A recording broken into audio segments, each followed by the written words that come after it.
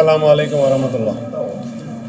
अल्लामान educational and welfare trust और इफ़ा foundation Raichur की तरफ से है ना 2 दिन का है ना NGO कॉन्फ्रेंस मुनक़द किया गया है बेंगलुरु में। हमारे अल्लामान एजुकेशनल वेलफेयर ट्रस्ट की जो बिल्डिंग है KG हल्ली में आशियाना स्किल डेवलपमेंट इंस्टीट्यूट में।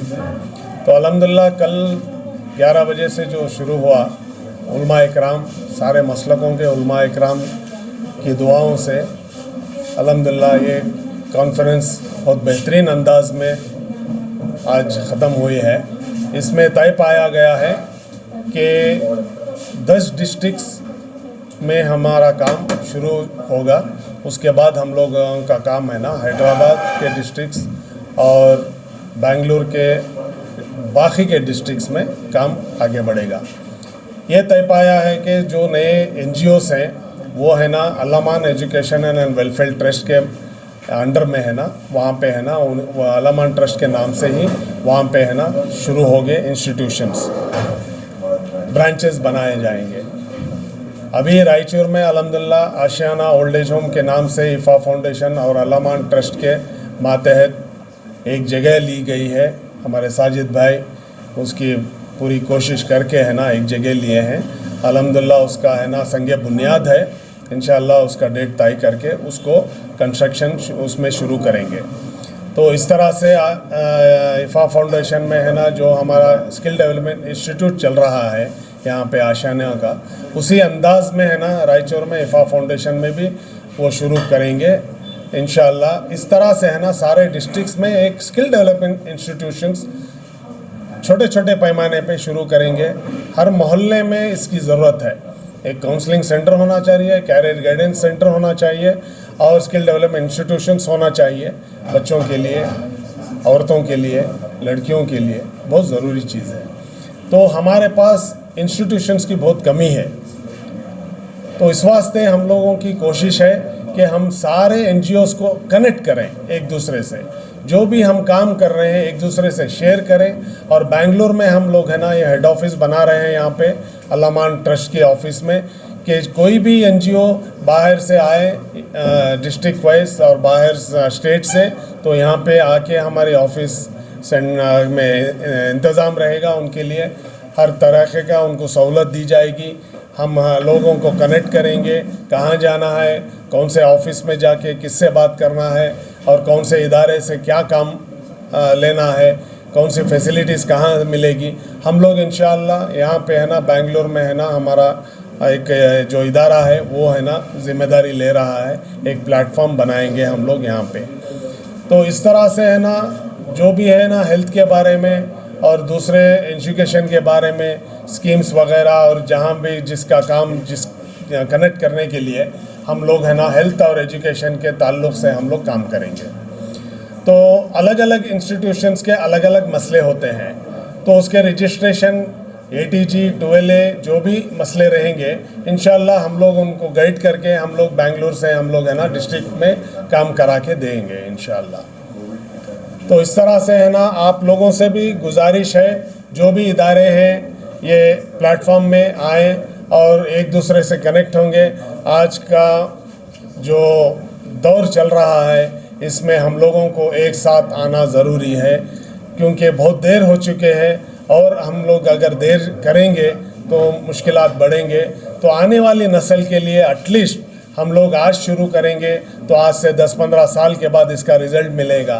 तो तय पाया गया है कि सारे मसलकों के उलमा इकराम हमारे साथ हैं और उनकी सरपरस्ती में इंशाअल्लाह ये सारा जो भी NGOs हैं डिस्ट्रिक्ट वाइज हैं, खरियों में हैं, इंशाअल्लाह उनकी सरपरस्ती में हम लोग है ना काम करें। पाया गया है कि अल्लामान ट्रस्ट का ही प्लेटफॉर्म इस्तेमाल करेंगे अब फ़िलहाल, क्योंकि उसका रजिस्ट्रेशन वगैरह हो चुका है। 25 साल पुराना इदारा है, ATG हर चीज़ है उसमें।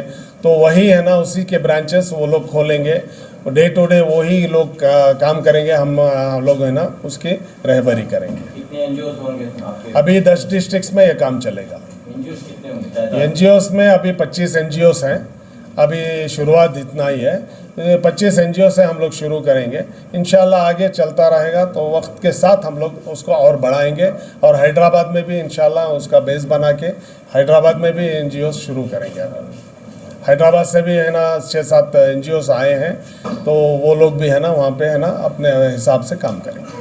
अलामान का जो सोर्स ऑफ फंड है जिसपे अलामान चल रहा है जी, इसमें तो डोनेशंस पे चलता है या फिर सरफे खास से चलता है? देखिए पहले जो शुरू किए तो हमारी एक जो टीम थी और हमारे जो साथियां थे उनके ताउन से ये काम चल रहा था। अभी काम बढ़ गया है तो हम लोग है ना पब्लिक से अपील करते हैं कि जो भी है ना इससे ताउन करें करके, जो जैसा काम बढ़ेगा इंशाल्लाह हम लोग इसको है ना अपील करेंगे और ये पूरी तरह से ट्रांसपेरेंसी रहेगा इसमें। और जो भी इदारे खोलेंगे उनको भी हम लोग है ना अपील कर कर जो जेन्युइन काम हो रहा है वो हम लोग आवाम तक लाएंगे ताकि वो देखें, सोचें, समझें, अगर सही रहा उसको है ना ताउन करें। कई एनजीओ जो है फंड्स का गलत इस्तेमाल करते हैं, इसीलिए तो ये मना नहीं है। जी जी ऐसे आमतौर पर जो भरोसा जी, कहीं ना कहीं खो रहे हैं एनजीओ। इसीलिए हम लोग है ना ये एक प्लेटफॉर्म पे हम लोग आ रहे हैं, क्योंकि एक प्लेटफॉर्म में जब आएंगे सब लोग 4 लोग रहेंगे तो इसमें ट्रांसपेरेंसी ऑटोमेटिकली आ जाती है, क्योंकि इतना आसान नहीं। अगर इंडिविजुअल इदारा है तो उसमें है ना कोई पूछता नहीं। अगर इतने इदारे एक प्लेटफॉर्म में आ जाएंगे तो ऑटोमेटिकली वो ट्रांसपेरेंसी आ जाएंगी। क्योंकि जब हम लोग डिस्ट्रिक्ट वाइज और बाहर के स्टेट्स में जब खोलते हैं इदारा तो उसमें है ना लोकल मैनेजमेंट कमेटी वो लोग अपने तौर पर काम करेगी। उसमें जो भी अकाउंट्स वगैरह खुलेंगे तो वो जॉइंट अकाउंट रहेगा, उसमें हमारे लोगों को भी वो पूरा स्टेटमेंट आएगा, वहाँ की भी कमेटी के लिए पास भी स्टेट में रहेगा। वो छपाने की कोई बात नहीं रहती, उसमें ट्रांसपेरेंसी बिल्कुल रहेगी। सर आप ट्रांसपेरेंसी की बात कर रहे हैं, क्या आपका कोई वेबसाइट या पब्लिक डोमेन है जहाँ पर बुक ऑफ रिकॉर्ड्स को देखा जा सकता है? बाकायदा से उसके लिए अलग से हम लोग है ना ये जो भी जितने भी इदारे हम लोग शुरू कर रहे हैं उसका है ना हम लोग वेबसाइट बनाएंगे और उसमें पूरा डिटेल्स आपको मिल जाएगा। अस्सलाम वालेकुम, मेरा नाम मोहम्मद साजिद है। मैं रायचूर से इफ़ा फाउंडेशन का सदर हूँ और मेरे साथ 10 डिस्ट्रिक्ट के ज़िम्मेदार आए हुए हैं साथ में। हम लोग एक लिमिटेड हैं डिस्ट्रिक्ट वाइज काम करने का, जो है हमारे डिस्ट्रिक्ट के हद तक हम काम कर रहे थे। तो हम लोग ये कोशिश ये सोचे कि भाई सब मिलके एक जगह, एक बेंगलुरु में एक हमारा बेस हो तो हमारे साथ में कोई काम बड़ा हो। और हम लिमिटेड में काम कर रहे हैं, अभी फ्री फूड चलाते हैं, मेडिकल कैंप्स कराते हैं, स्कूल चलाते हैं, सब चीज़ें चल रहे हैं, तो महदूद रह गए। तो हम लोग चाह रहे थे कि भाई बेंगलुरु से बेस बना के यहाँ से कई तंजीमों के साथ जुड़ के बड़े पैमाने पे एजुकेशन पे, हेल्थ पे और कई इंडस्ट्री एंड वुमेन एम्पावरमेंट पे इस पर काम करेंगे बोल के ये अलामान ट्रस्ट से हम लोग टाई अप हैं। और जितने भी डिस्ट्रिक्ट्स में जो जो तंजीमें हैं अलग अलग अपने अपने नाम से, इनके बैनर के से इन एसोसिएशन विथ अलामान एजुकेशन ट्रस्ट को बेस बनाए हम लोग अम्ब्रेला में आ गए हैं। अपनी ट्रस्ट तो अपनी जगह रही थी, तो ये ट्रस्ट के अंडर में हम लोग काम करेंगे पूरा।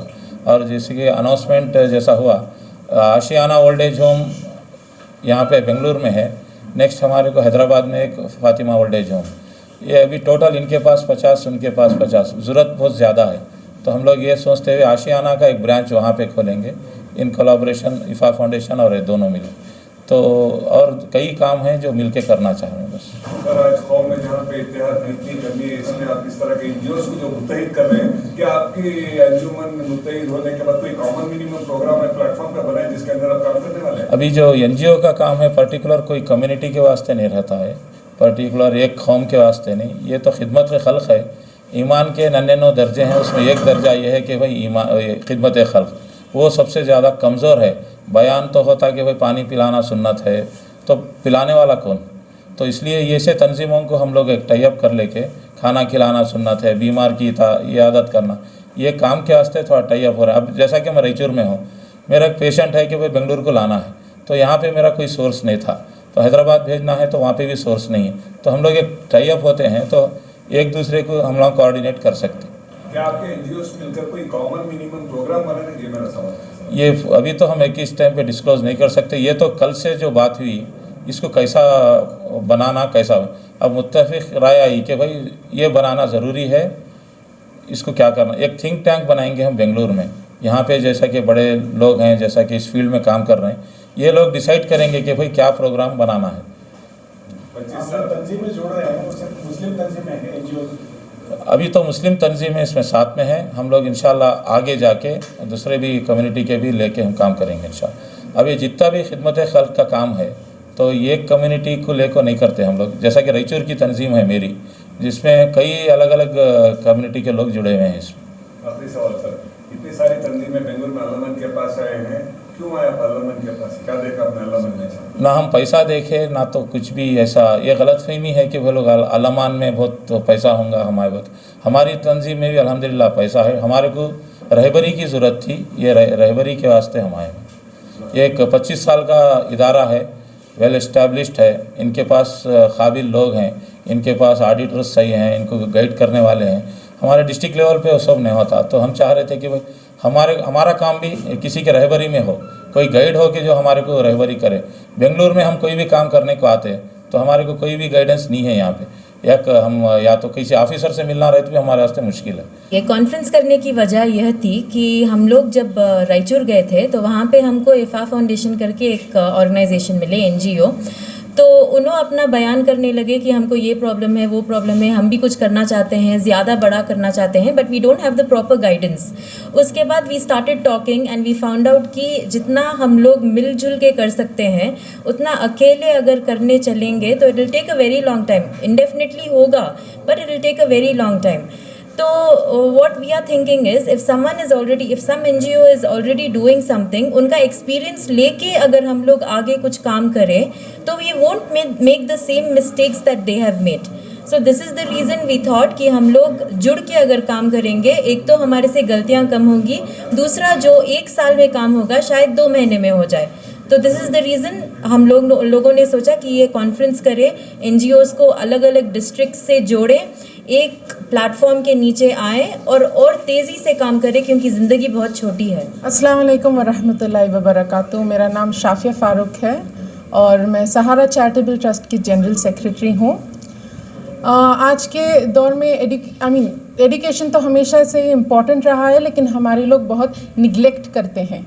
बहुत कम उम्र में शादी कर देते हैं, बच्चे हो जाते हैं, फिर उनके जो हस्बैंड्स हैं वो अब्यूज़िव निकलते हैं, घर का रेंट नहीं होता, फिर राशन मैनेज नहीं होता, बच्चों की फ़ीस मैनेज नहीं होती, तो ड्रॉप आउट्स बन जाते हैं बच्चे। तब ये जो जवान लड़कियां हैं जो माँ बन जाती हैं, हाउसवाइफ्स बन जाते हैं, एनजीओज़ भटकते रहते हैं कि बच्चों की फ़ीस पे कर दें और राशन दे दें। तो ऐसे लड़कियों को, औरतों को हम लोग स्किल डेवलपमेंट ट्रेनिंग देते हैं, जहाँ हम लोग उनको फ़ैशन डिज़ाइनिंग सिखाते हैं, इंग्लिश में बात करना सिखाते हैं, या मेहंदी लगाना सिखाते हैं, टैली सिखाते हैं, कंप्यूटर सिखाते हैं, ताकि ये लोग बेसिक एटलीस्ट एक 10-12 हज़ार रुपये कमाने की लायक के जॉब हासिल कर सकें और अपना घर अपने आप चला सकें। तो ये चीज़ ना कि सिर्फ यहाँ इम्पॉर्टेंट है कि बहुत सारे डिस्ट्रिक्ट्स में, जगह में, अदर स्टेट्स, दूसरे मोहल्ले, everywhere this has to be started. तो हमारे ट्रस्ट से हम लोग जो यंग लोग हैं, जो स्टूडेंट्स हैं, जो अभी काम शुरू करे हैं विद इन 30 ऑफ एज, ये लोग ज़्यादा एन्जॉयमेंट में वक्त गुजारते हैं। तो ऐसे लोगों को हम जोड़ते हैं और इनकरेज करते हैं कि वॉलंटियर करें ऐसे बच्चों को या लड़कियों को पढ़ाने के लिए। प्लीज़ कम फॉरवर्ड, आपके पास जो स्किल है, जो टैलेंट है, ये लोगों को सिखाएं ताकि वो लोग अपनी रोज़ी रोटी चला सकें। मैम, आपकी सर्विसेज फ्री हैं, आप इसके कुछ चार्जेस लेते हैं? हमारे सर्विसेज एब्सोल्युटली फ्री हैं, बिकॉज हम लोग सब वॉलंटियरिंग पे करते हैं। ये आपका ट्रेनिंग पूरा होने के बाद क्या आपको एम्प्लॉयमेंट अपॉर्चुनिटी प्रोवाइड करते हैं? Assistance in employment? Yes definitely हम लोग एम्प्लॉयमेंट भी देते हैं। तकरीबन जितने भी बच्चियाँ सर्टिफिकेट कोर्स है हमारा, सर्टिफिकेट ले चुके हैं, हम लोग मैक्सिमम ट्राई करते हैं कि उनको एम्प्लॉयमेंट भी